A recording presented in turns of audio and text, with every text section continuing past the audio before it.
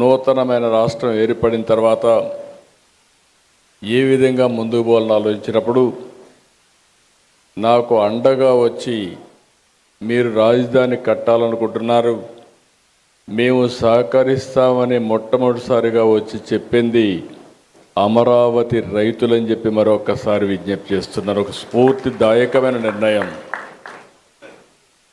ఇది ప్రపంచంలో ఎక్కడా జరగలేదు.